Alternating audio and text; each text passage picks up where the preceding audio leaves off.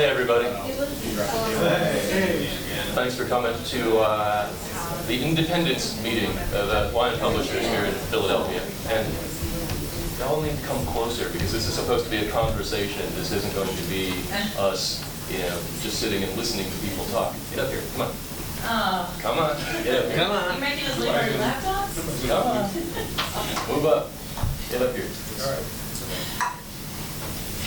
We want to be able to have people participate in this and not just sit and listen.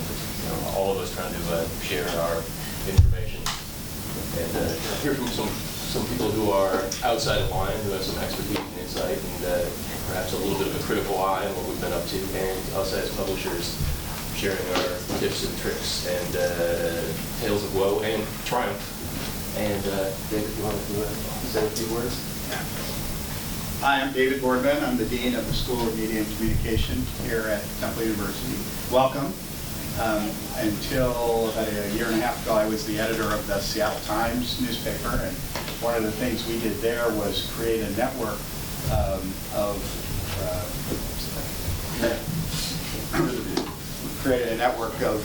gosh, I think it's now up to about 70 partners of local sites, people really trying to do the things you guys are doing. I can't say enough how committed I am to your mission. I admire so much what you're doing, the way that so many of you have left other things behind, in many cases, safer journalistic careers to go out and try to create something that's meaningful for your communities.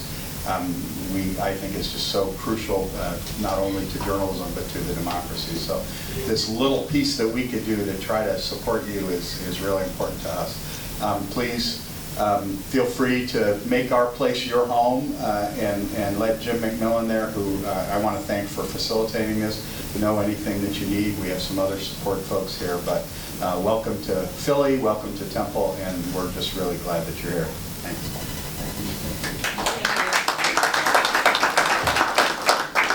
We owe a lot to the folks at Temple and the Center for Public Interest Journalism, and to the Knight Foundation, who are partially supporting this, and the folks from Broad Street Ads, who have also pitched in to help us out and make sure that, especially in a couple of hours, we're going to have down the hall a few beers, and it's on Broad Street. So let's hear it for that. Yeah. A little bit of housekeeping. We're going to have the the sessions in this room. There's another classroom right next door that can be kind of a quiet space, a workspace. Breaking news happens and you need to go cover something that's keeps happening to all of us. We can duck in there and get some work done if you need to. And then down at the far end of the hall is where we're going to have a bit of reception at the end of the day today.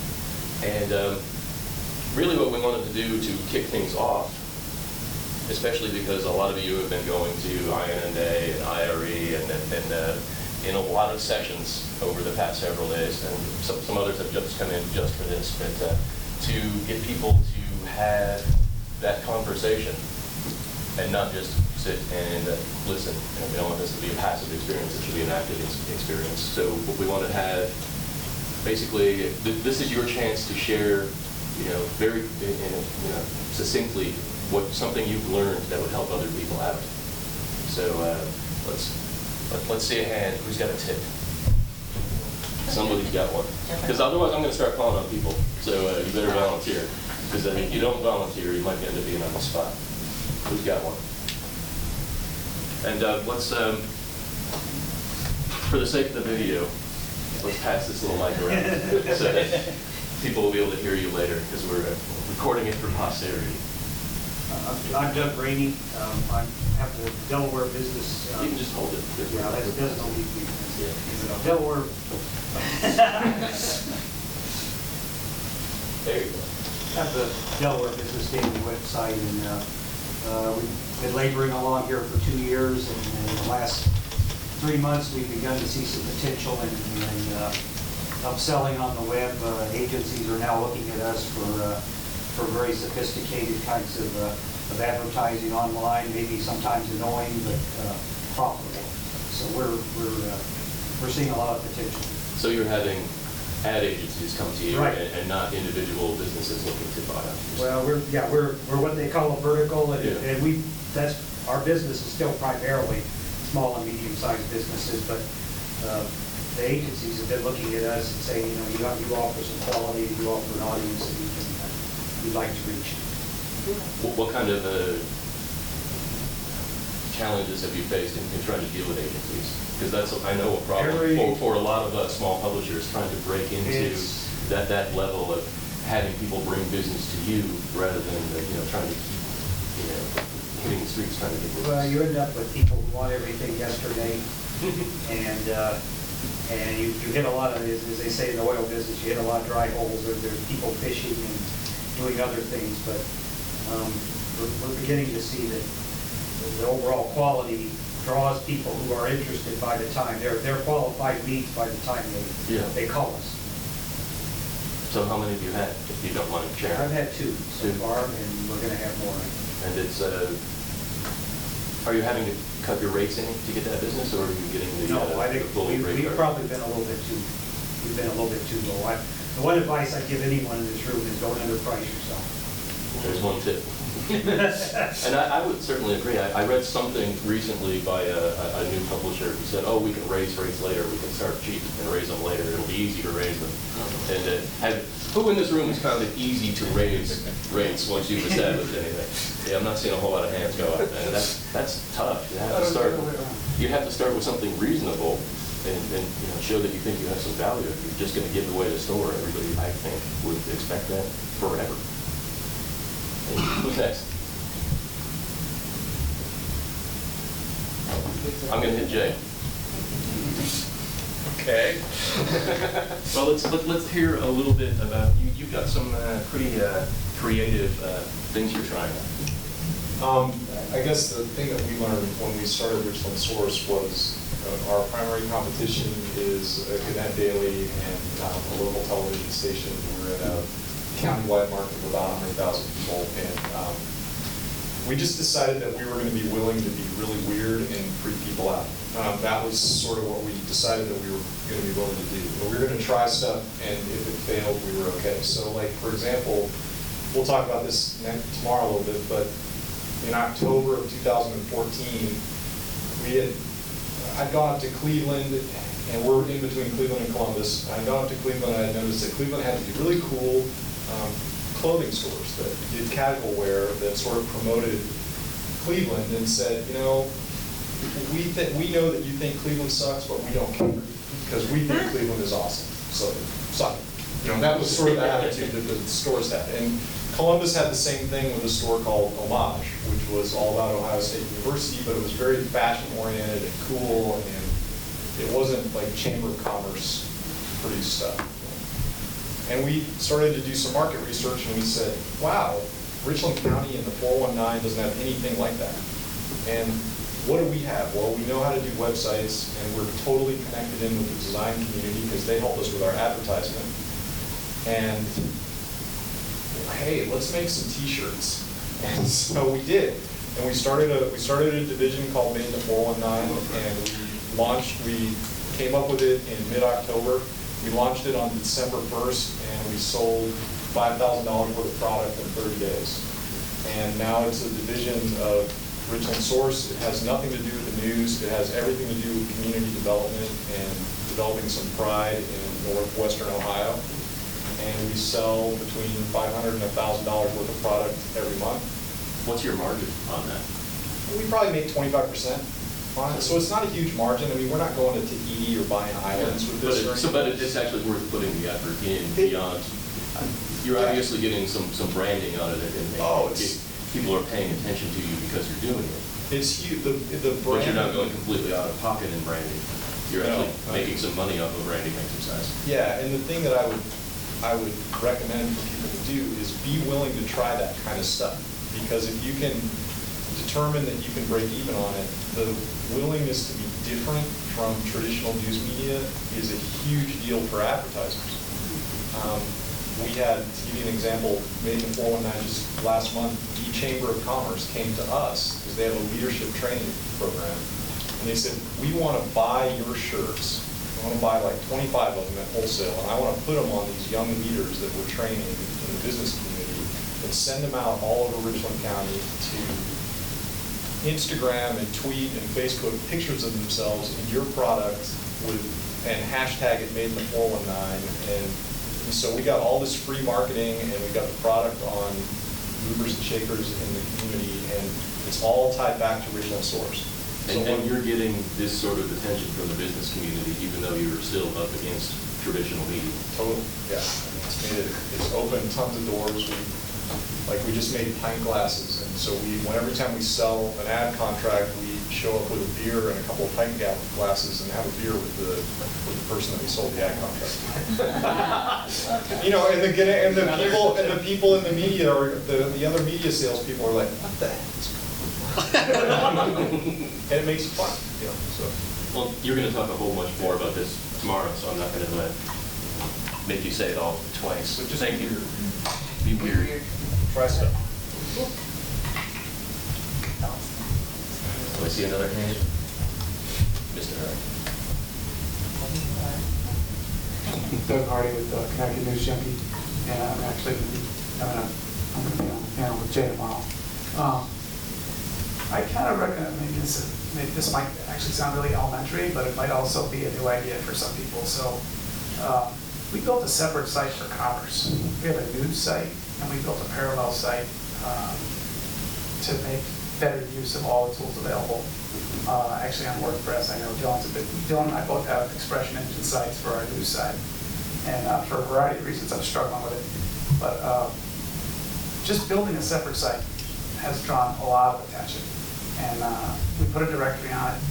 And a lot of people have poo-pooed directories for a variety of reasons too. Like, they put a listing in and then you never hear back. But we combine the directory with in our rates with display and some other marketing things. And we're really trying a lot of different ad products. But basically, like having the separate site it looks very much like the news site, but it's basically all of our advertisers. And we put a blog on it so they can post just news about their company, like if they've hired somebody, things like that. So they can feed in press releases, basically. Yeah. And you're not putting the press releases onto your news site, it's over on the other. Right, exactly. And I mean, our news site on a busy day is going to have 15 posts on it, and we push stuff right off the front page in one day. And we all deal with that. So that's, there's only so much room. We don't really think of the home page as a front page of a newspaper anyway, but it does get crowded. And your social media can only take so many posts as well. So having the directory, the real key to it is the clients are spending more money with us because we're giving us a discount on ads. And so we're creating a relationship, we're encouraging What are the numbers on that, if you don't mind? Well, it kind of depends. But, we had a couple clients that have spent like $3 or $4 grand during a legislative session, typically, but maybe spent like 15 this year. And we combine some of that. It isn't just display, it's targeted stuff too. So we blend those little exchange ad campaigns with ours. It just really depends on what they want, and willingness to learn how to do that stuff sort of set us aside as well. So we've actually spent a lot of time learning how to use these different ad exchange companies because every one of them is different. You don't just go to, and you can go to Google. They're pretty good. There's better. And the other thing is, community events. We put an events calendar on there, and people are actually paying us to push their events out into our social media. So the events calendar on the business side? Yeah. It just depends on how much they want. So sometimes it's combined. Like we'll upsell it to display, but $100 we'll do 4 pushes for the month. Not super lucrative, but it's part of that relationship with that client. Anyway, but yeah, we built a separate site and it opened doors. Who's next? Rose told me a piece of good news when she walked in the door. Ah. So, Well, this is just pure dumb fucking luck. I found a development person, I put out the word, and actually I decided to just advertise by word of mouth rather than, putting up an ad anywhere or, buying an ad or, and I just sent out to all my contacts in the nonprofit world. And I got this woman who not only has a long Rolodex, but she's got a fundraising event that needs a sponsor, that needs a cause, that she's basically making. I'm kind of excited. Actually, let me ask you, why do you think you had so much trouble coming up with somebody to do this? Because I know you've been looking. I've been looking for a long time. I think, And then North Carolina. Roseanne's a nonprofit, so she's been looking for somebody to do fundraising. Right, right. Well, A hardcore ad salesperson. What I've decided that I need is, yeah, thank you. Get that thing away. What I've decided I need is underwriting sales. Not sponsorship, not ads, but underwriting. Just the way that we're trying to sell ourselves is that it's like the arbiter of good information about healthcare news in the state. We're a state of 10 million, and in the entire state, there's only two other full-time health reporters, both at the same outlet. So we're it. And so we finally had people come to us, sponsors come to us and say, oh, we figured out that currently we have the Academy of Family Physicians on our website as a big sponsor. And they came to us and they said, we figured out that you write the story and then everyone follows you. So we need to support you because otherwise no one will ever write about the issues that we care about. So that's how we're looking to sell ourselves, as the source of good information for the entire state, which is kind of a stretch. It's different from you folks, which are all kind of, much more local. So it's a little bit more of a stretch. So we're looking to do underwriting, and I think we've had a hard time. There's no one else here from North Carolina. It's just been a hard time for people in North Carolina to get their heads around, like on independent online news sites, like the editors of the traditionals, like they have no freaking idea what to do with us. And there's very little partnering between, traditional media. You don't have like the McClatchy properties, which are thin. They're not using us. They're not using ProPublica. They're not using anything. They're just getting thinner and thinner, but they just can't get their heads around the new environment. But in terms of finding the right person, for me, it's sort of like I'm looking basically for someone who understands. Kind of someone. If I could have poached someone from public radio, that would have been really useful, because they get what that's about. Thank you. Who's next? Can everybody introduce themselves too? I know some of y'all know each other, but. Yeah. We do have some people who are new in the room, so please do say who you are. Okay. My name's Kelly Gilthorne. I'm the owner of Homepage Media Group at 4 daily online news sites in Lansing County, Tennessee. And one of the things that we have been moving gradually up with is a community health challenge. And we start selling it December, January, and we launch it on Fat Tuesday every year. And which happened by accident the first time and then became a tradition because it's appropriate. And we partner with local gyms, and they provide a trainer and nutrition advice. And it lasts 12 weeks.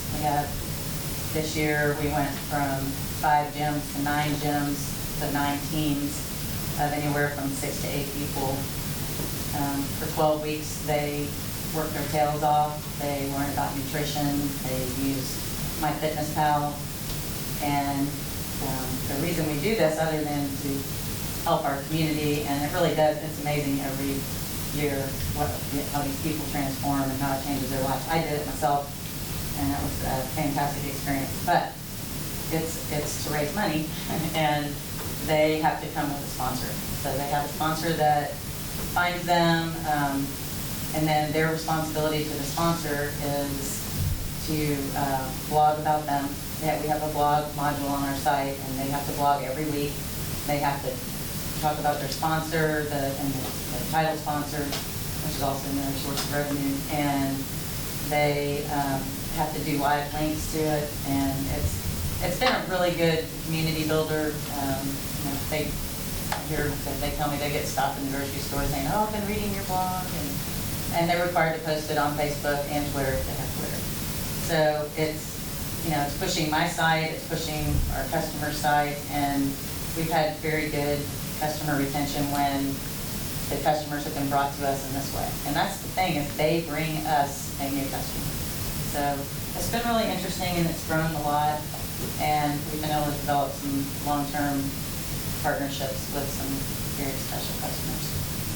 And our readers love us because we do it. So. I'm going to throw it ahead because he's right here in the front row.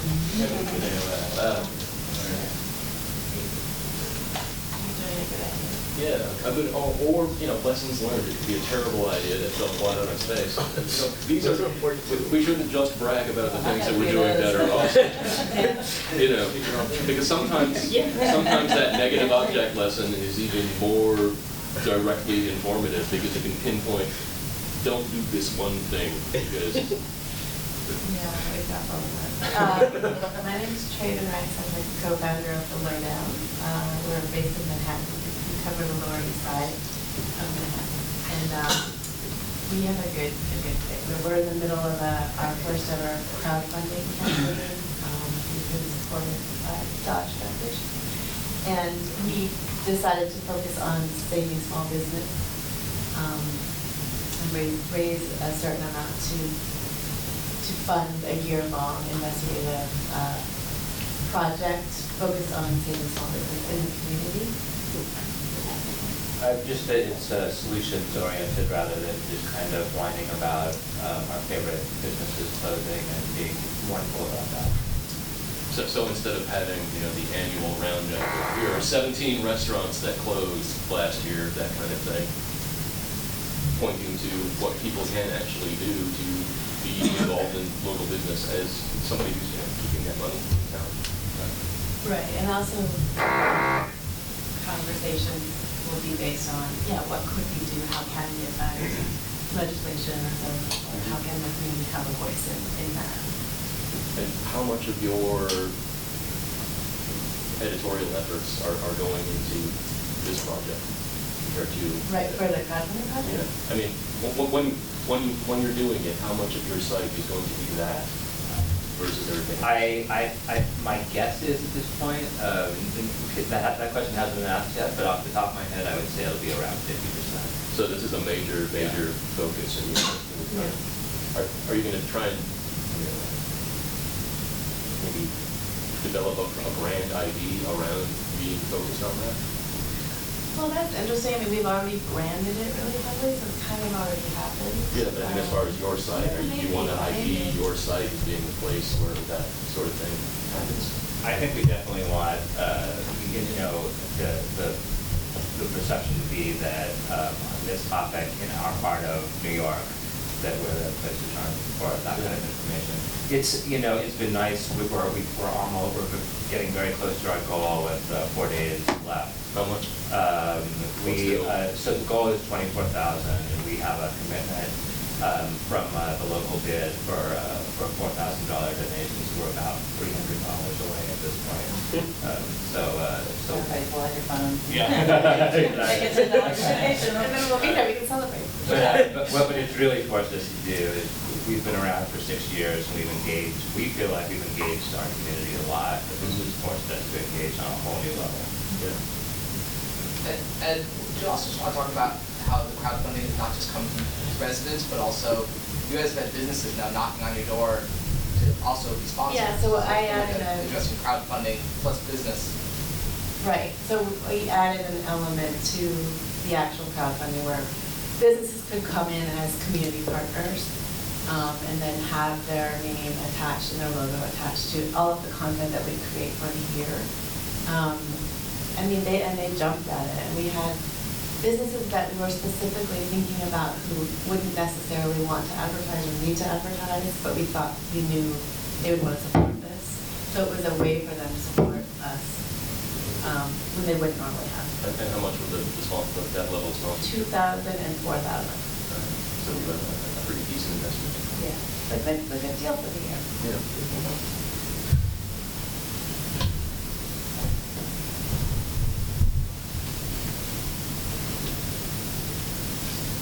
Hi, my name is Dan Myers. I run statecollege.com and Onward State. We're based in central Pennsylvania.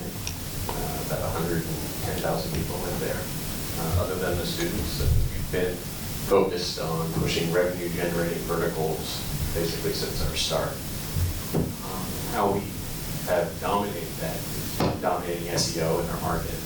So when you search for cars, apartments, real estate, attorneys, we come up number one. So just like you would, business directory or business directory is very dominant. And when advertisers actually look in their Google Analytics, we're the top referrer other than Google into their websites. So we have about 400 local advertisers that advertise on our site in the market. I'm only up to 8. I'm not comparing here. So, yeah, we have most of the major businesses in our marketplace advertising with us. We're focused on curating all of the content locally. You know, whether you live here, work here, play here, move here, or visiting here, you're going to find everything you need in our market. So, community calendar, bars, what's going on in the bars, specials, things like that. All the restaurants, all of the apartments, all the real estate. We work with the real estate companies to get the multi-list system online. How much manpower does that take to pull up? We built a system so we can curate all of that with very few people. You know, as far as we've grown our news staff, which we didn't even have originally. We were focused on all of the revenue generating pieces first. And the reason we came up with the news team was because we felt the local newspaper was going to go away and someone was going to have to deliver that content. And our philosophy always was news isn't the business model, but it was necessarily what the marketplace needed. So we currently have 4 full-time journalists doing the news, with managing editor, a sports reporter, and 2 news people, so we can split that up, cover meetings and weekends and things like that. We currently have double the uniques of the local classic paper. We have about 6 advertisers online. They originally were partnered with apartments.com, and I think at one point they had 20 or 30 apartment agencies advertising with them. We have 96 today, and they have 3 today. So you're kicking their ass in that portion of it. It's been going pretty well. Congrats. We have something else that we do for content. We have 10 columnists. We pay them by the column. Columns. Our model on the columnist side is people that you know in the community writing about things that you care about. And people really enjoy reading those columnists. So are they political columns? Are they focused on issues, or are they more community columns? Community columns. I mean, we have Jake Turno, one of our columnists. So the name he writes about everything. We have a guy that's in charge of the local state theater, writes all sorts of different things. We have a state professor that writes about kind of counting down issues and things like that. He used to live in the fraternity district, so he talks about what headache that was as a townsperson living in the fraternity area. But yeah, different people write about different issues. We have a person who is our conservative voice of reason, right, on the conservative side.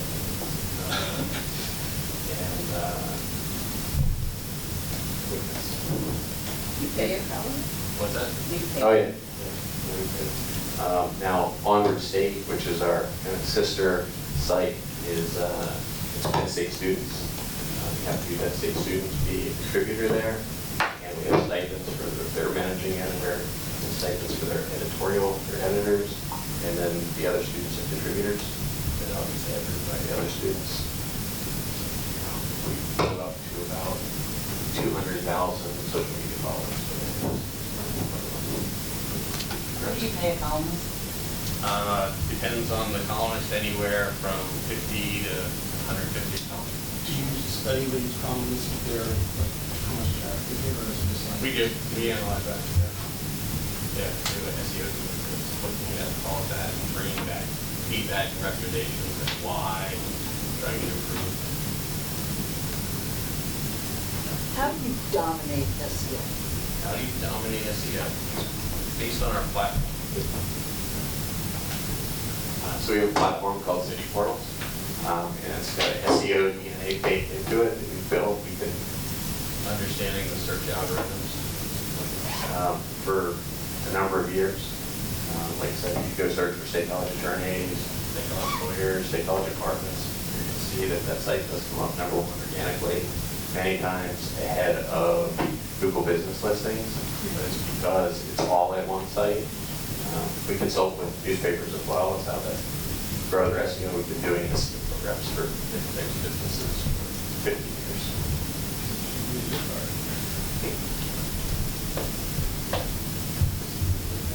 Can I take over the screen real quick? Yes, certainly. I've got 4 tools that are possible to spell, so I have to show them to you.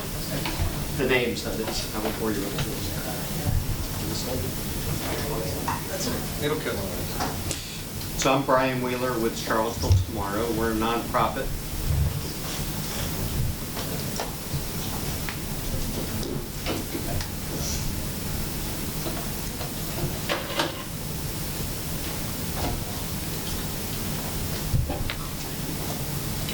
If you go to SeavilTomorrow.org/lion, I've got the 4 tools. So we hired an intern, 4th year at UVA this year. She came in and just blew my mind about tools that I didn't know existed. This first one here is called Kumu. And you can see it's hard to spell, kumu.io. That graphic to the right of that are all the candidates running in our county for school board and board of supervisors. So we haven't embellished it with pictures and all sorts of detailed information, but it's a great way to associate people, organizations, ideas, and tell a better story. So we're going to build this out as we head into the November local election. Pictochart. Never heard of this. But a barrier for us has been having good graphic design because we haven't always had that on staff. Pictochart has templates galore. This is one I took and made a big foam board about local elections. We put up display boards like this telling the story about Charlottesville Tomorrow at our 10th anniversary. So this was a way we could celebrate. We had a couple hundred people at a vineyard. We wanted to have these informational boards up. And we also used it to produce our first annual report. Again, they had a template. It was easy to pop the information in, get something that looked really good.